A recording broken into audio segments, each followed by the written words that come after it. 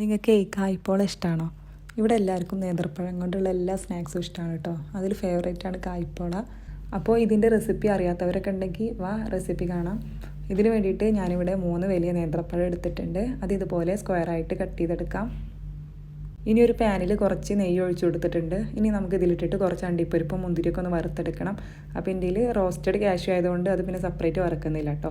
ഇനി ആ സെയിം പാനിൽ തന്നെ കുറച്ച് നെയ്യോ അല്ലെങ്കിൽ കുറച്ച് വെളിച്ചെണ്ണയോ ഒഴിച്ചിട്ട് നമുക്ക് ഈ പഴം ഒന്ന് വഴറ്റിയെടുക്കണം. അപ്പോൾ നമ്മൾ പഴം എടുക്കുന്ന സമയത്ത് അധികം പഴുത്ത നേന്ത്രപ്പഴം എടുക്കാതിരിക്കുകയാണ് കേട്ടോ നല്ലത്.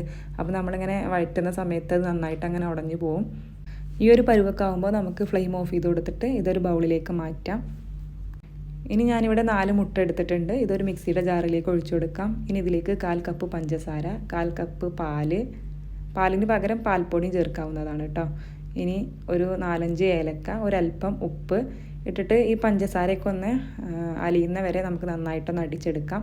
എന്നിട്ട് ഇത് ഈ ബൗളിലേക്ക് ഒഴിച്ചു കൊടുക്കാം. ഇനി ഇതൊന്ന് മിക്സ് ചെയ്ത് കൊടുക്കാം. അപ്പോൾ മിക്സ് ചെയ്യുന്ന സമയത്ത് പഴം ഉടഞ്ഞു പോകരുത് കേട്ടോ. ഇനി നമുക്കിത് കുക്ക് ചെയ്യാനായിട്ട് തുടങ്ങാം. അപ്പോൾ അതിന് വേണ്ടിയിട്ട് ഞാൻ അടുപ്പിലൊരു പഴയ പാന് വെച്ചിട്ടുണ്ട്. അതിൽ കുറച്ച് ഉപ്പിട്ട് കൊടുത്തിട്ടുണ്ട്. അതിൻ്റെ മേലെ നമ്മൾ വേറൊരു പാന് വെച്ച് കൊടുത്തിട്ട് അതിൽ കുറച്ച് നെയ്യാക്കി കൊടുക്കുന്നുണ്ട് കേട്ടോ. ഇനി നമ്മുടെ മിക്സ് ഉണ്ടല്ലോ അത് ഇതിലേക്ക് ഒഴിച്ചു കൊടുക്കാം. എന്നിട്ട് ഏറ്റവും ലോ ഫ്ലെയിമിൽ ഒരു 15 മിനിറ്റൊക്കെ കുക്ക് ചെയ്തെടുക്കണം. അത് നമ്മുടെ ഓരോരുത്തരുടെയും ഫ്ലെയിമിനനുസരിച്ചിട്ട് കുക്കിംഗ് ടൈം അങ്ങോട്ടും ഇങ്ങോട്ടൊക്കെ മാറ്റം വരും കേട്ടോ. ഇതിങ്ങനെ ഒന്ന് ലെവൽ ചെയ്ത് കൊടുത്തതിന് ശേഷം നമ്മൾ വറുത്ത് വെച്ചിട്ടുള്ള അണ്ടിപ്പരിപ്പ് മുന്തിരിയൊക്കെ ഉണ്ടല്ലോ അത് ഇതിൻ്റെ മേലെ ഇട്ട് കൊടുക്കാം. ഇനി അടച്ച് വെച്ചിട്ട് ലോ ഫ്ലെയിമിൽ കുക്ക് ചെയ്യാം. അപ്പോൾ ഈ ഹോളൊന്ന് അടച്ചു കൊടുക്കുന്നുണ്ട് കേട്ടോ.